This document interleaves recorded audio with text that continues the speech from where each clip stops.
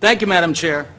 And Dr. Kerwin, thank you for all the work that you all have done over the last 2+ years. So I think we all appreciate that. So back in 2002, when the legislature, I wasn't here then, but when they enacted Thornton, they said that we would review the funding formula in 10 years.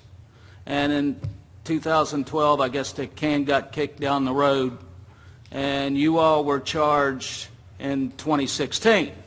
And according to your slide 1, I guess it was, it said that I would say job 1 was to review and update the current funding formulas for the schools in Maryland, and I guess secondarily you were to look at policies and take a look at what they're doing in Singapore. So having said that, why would you say it would be fiscally prudent for us to start implementing rather expansive and somewhat expensive policy changes ahead of looking at how it's going to be paid for? Particularly because I got to tell you, jurisdictions like mine up in Carroll County, we've suffered under the Thornton formula because we've had declining enrollment, and we've dealt with the well formula, and it's not just impacted my jurisdiction, but other places like Baltimore City, for instance. So why wouldn't we wait to have a mechanism in place for determining how we're going to pay for these programs before we start implementing these changes? Well,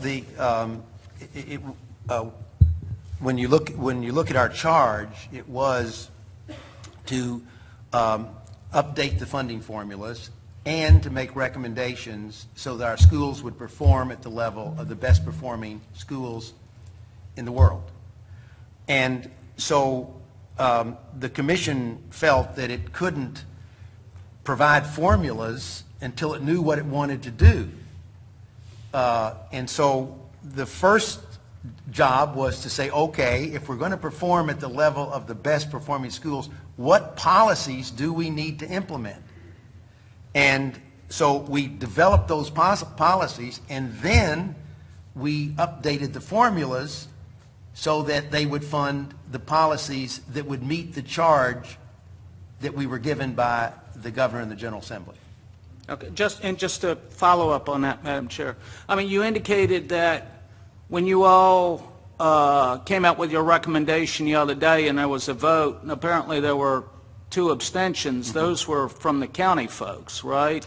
I think they were from the county commissioners, yes. Okay. And I think the issue that they wanted, I think, to be honest with you, they have been supportive of the commission's work, but they want to know what the distribution is before they vote. And that's a very legitimate question to raise. And, the issue that you're talking about, you've got declining enrollment and et cetera, and you're still living with the same formula.